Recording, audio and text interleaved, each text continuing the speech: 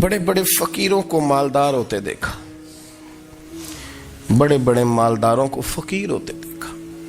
بڑے بڑے، میرے ایک بڑا سخی قسم کا سجن ہے، بڑا پیارا ہے، میں اسے سخی مانتا ہوں. میں نے اپنی پریشانیوں کے دنوں میں بھی اس شخص کو سخی دیکھا. ایک دن رات کو مجھے ٹیلی فون کر کے کہنے لگا کدھر ہو؟ میں نے کہا میں گھر ہوں. نہیں اکثر سفر میں ہوتے ہو نا؟ میں نے کہا طبیعت کیسی ہے؟ ٹھیک ہے، بس حال چال پوچھنا تھا. میں نے سمجھا، میں نے کہا یار یہ کوئی مسئلہ ہے، ورنہ رات کے 2 بجے کوئی حال پوچھنے کو فون تو نہیں نہ کرتا، کوئی مطلب ایسا تو مسئلہ نہیں نا. تو میں نے بیک کال کی، میں نے کہا یار میری بات سن، مسئلہ کیا؟ کہ نہیں کچھ نہیں دل کر رہا تھا. میں نے کہا میری گل سن، رہے ہیں اسی 4-5 سال کٹھے، میں تین جاننا، اصل بات کر. کہنے لگا مکان بھی بڑا ہے، سارا کچھ ٹھیک ہے، پر وہ بڑا ہی بے نیاز ہے. کچھ حالات اس قسم کے آ گئے ہیں کہ لوگوں کو بتاؤں بھی تو لوگ ماننے کو تیار نہیں.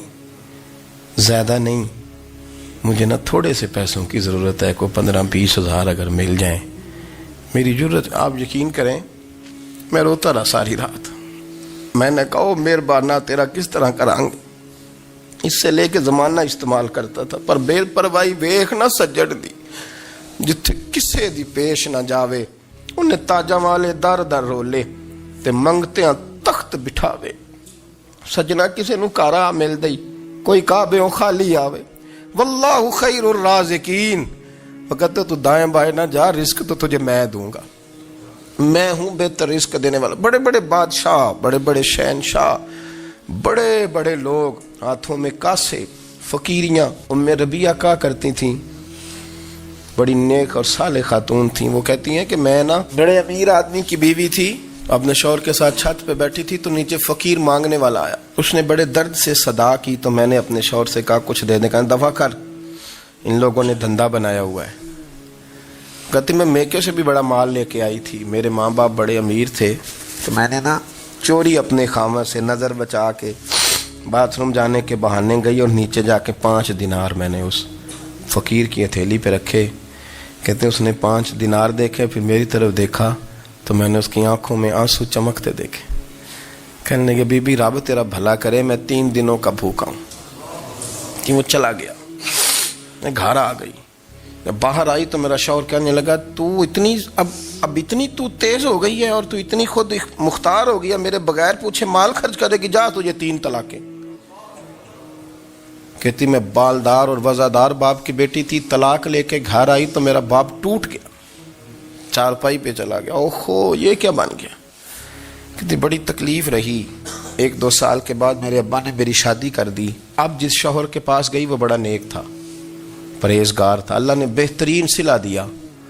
کہتی چھت پہ بیٹھی تھی، دروازے پہ فقیر آیا تو میں نے شوہر سے کہا کچھ دے دوں؟ کہنے لگا 5 نہ دینا، 15 دینا، 20 دینا، میں فقیر ہوں، میں نے فقر سے دولت دیکھی ہے، اسے خالی نہ لوٹانا. کہتی ہے کہ میں نیچے گئی اور جب میں نے اس کی طرف دینار بڑھائے تو میری چیخ نکلی، پیسے پھینک کے میں بے ہوش ہو کے گری. میرا شوہر نے آ کے اٹھایا، اندر لے گیا، پانی منہ پہ چھڑکا. کہنے لگا تجھے کیا ہوا؟ کہنے لگی یہ جو مانگنے آیا یہ میرا پہلا شوہر تھا، وہی تھا جو کہتا تھا کہ تو 5 دینار دے آئیے، جا تجھے 3 طلاقیں. پڑھو نا حدیث پاک. میرے نبی پاک علیہ السلام نے فرمایا ایک بندہ گنجا تھا. گنجا کوئی ترتیب آگے پیچھے ہو جائے تو مفہوم کے لحاظ سے، لیکن میں مفہوم اس کا واضح کرتا ہوں. ایک گنجا تھا، کوئی شے نہیں تھی، سر پہ بال بھی نہیں تھے، رویا کرتا تھا.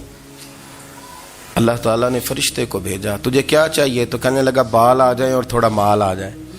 فرشتے نے ہاتھ پھیرا تو بال بھی آ گئے تو بکریاں بھی آ گئیں، لائنیں لگ گئیں، مال ہی مال ہو گئے. دوسرے کے پاس گیا، وہ کوڑا تھا، اس کو جا کے کہا کیا چاہیے؟ کہنے لگا شفا ہو جائے اور کچھ اللہ تعالیٰ آسانی کر دے. شفا بھی ہو گئی، گائیں بھی دے دی، بھینسیں بھی دے دی، مال ہی مال ہو گئی. پھر ایک کے پاس گیا، وہ اندھا تھا، تجھے کیا چاہیے؟ اس نے کہا آنکھیں مل جائیں اور کچھ ساتھ اللہ مال دے دے. اونٹ ہی اونٹ ہو گئے. جب بڑا نواز دیا تو پھر مالک نے امتحان لینے کا ارادہ کیا.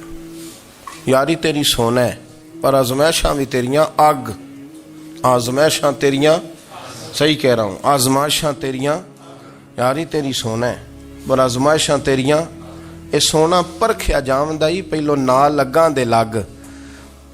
اللہ نے فرمایا آزمائش کرو. سب سے پہلے گنجے کے پاس آئے, اسے کہا اللہ کے رستے میں کچھ دیکھنے لگا, میرے خرچے ہی بڑے ہیں, دیکھو تو صحیح کتنی مشکل میں وقت گزارتا ہوں, حال ہی کوئی نہیں. تو اس نے کہا میں نے تو سنا ہے تو گنجا اور بھوکا ننگا تھا. کہنے لگا میں تو جدی پشتی رئیس اعظم ہوں, تو یہ کس پاگل نے کہا ہے بھاگ جا. اس نے کہا اچھا جیسے تو تھا ویسے ہی ہو جائے. کھیت کھلیان اجڑ گئے, پھر سے گنجا ہو گیا. حضور علیہ السلام فرمانے لگے, پھر وہ اس کے پاس گیا جو کوڑا تھا, اسے کہا کچھ دے. کہنے لگا خرچے ہی بڑے.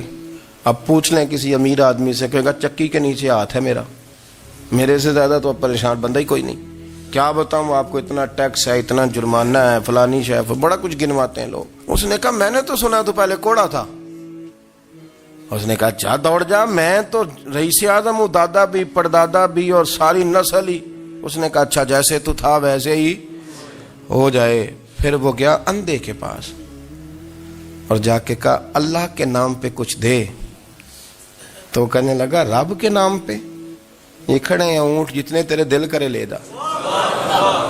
اس نے کہا کیا معنی اس بات کا. کہنے لگا یار تجھے کیا بتاؤں, میں تو اندھا تھا, میں نے تو کبھی دنیا دیکھی نہیں تھی. پھر اس کریم نے فضل کیا تو مجھے بڑا کچھ دکھایا. میں کیا بتاؤں, میرا دل کر رہا ہے کہہ دوں کہ پھر اس نے کعبہ دکھایا, پھر اس نے روضہ رسول دکھایا, پھر اس نے ریاض الجنہ کے سجدے دکھائے, پھر اس نے اپنے محبوب کے دروازے کی رونقیں دکھائیں. اس نے بڑا کچھ دیا, اس نے بڑا نوازا. میرے پاس تو شاید میں بدکار پرانا خادم, کسے در ملی نہ ٹوئی. ایتے واصف یار نے نظر جو کی تھی, پھر واصف ہی ہوئی. یہ تو اس کا کرم ہوا. تو یہ وہ کہنے لگا تو اللہ کے نام پہ جان مانگ, میں وہ بھی دینے کو تیار.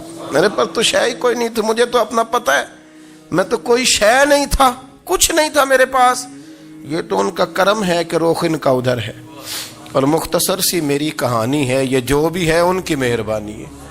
تو وہ کہنے لگا میں بھی کچھ لینے نہیں آیا تھا, تیری آزمائش ہی کرنے آیا تھا. تیری عزتیں بھی سلامت رہیں گی, تیرا مال بھی سلامت رہے گا, تیری شفا بھی. اپنی زندگی میں کبھی بھی اللہ کی بارگاہ سے توجہ ادھر ادھر نہ کریں. چھوڑیں لوگ کیا کر رہے ہیں, دنیا کیا کہہ رہی, کبھی بھی اپنی توجہ دائیں. ہمارا یہ مسئلہ بن گیا کہ ہماری سیاست ہے, ہماری دنیا داری ہے, ہم بندوں کو راضی کرنا چاہتے ہیں. ہم دیکھتے ہیں کون کس طرح, اور آپ یقین کریں آپ تھک جائیں گے, بندے راضی نہیں ہوں گے, وہ نہیں راضی ہوتے. آپ ان کو منا کے لائیں گے تو ادھر والے نکل جائیں گے, ادھر کو منائیں گے تو ادھر والے نکل جائیں گے. اس چکر سے باہر آئیں, اس رب کو راضی کریں جو فرماتا ہے ان الذین آمنوا وعملوا الصالحات سیجعل لهم الرحمن ودا. فرمایا تو ایمان لانے کے بعد نیک عمل کر, میں لوگوں کے دلوں میں تیری محبت پیدا کر دوں. رحمان لوگوں کے دلوں میں محبت ڈال دے گا, اللہ لوگوں کے دلوں میں. اپنی نظر ہمیشہ اپنے رب پہ رکھیں. اتنی لمبی چوڑی دنیا داروں سے امیدیں نہ وابستہ کریں. میں نے دیکھا ہے لوگ کا سال ایسی کرتے ہیں, کبھی اس کے دروازے پہ کبھی اس کے دروازے پہ. ان چکروں سے باہر آئیں اور اپنے رب کی بارگاہ کی طرف توجہ کریں. استغفار شوق سے پڑھا کریں, اور اکیلے میں نا, اکیلے میں. حضرت رئیس المتکلمین مولانا نقی علی خان صاحب رحمۃ اللہ نے لکھا ہے کہ فرعون 500 سال حکومت کر گیا. یہاں تو 5 سال کی حکومت کی پیر لڑکھڑاتے ہیں, 500 سال. فرماتے اصل وجہ یہ تھی کہ دنیا جب سو جاتی تھی نا تو اوپر چادر لے کے تو مصلے پہ بیٹھ جاتا تھا, اور ہاتھ باندھ کے کہتا تھا رب تو ہی ہے, میرا پردہ نہ کھولنا, مالک تو ہی ہے, کرم نوازی کرنا, میری پکڑ نہ کرنا. وہ بے ایمان ہو کے اگر 500 سال ہاتھ باندھے تو گزارا کر لیتا ہے, تو ایماندار ہے. پر مسئلہ یہ ہے کہ تو رات کو بکل مار کے ہاتھ نہیں نہ باندھتا, تو منت نہیں کرتا, تو استغفار نہیں کرتا. توبہ کریں تو بچے رہیں. وہ اتنی لمبی حکومت کر گیا چونکہ رات کو کہتا تھا مالک رب تو ہی ہے, لیکن مہربانی فرما, میری پکڑ نہ فرما, تو اللہ نے تو اس کو مہلت دے دی.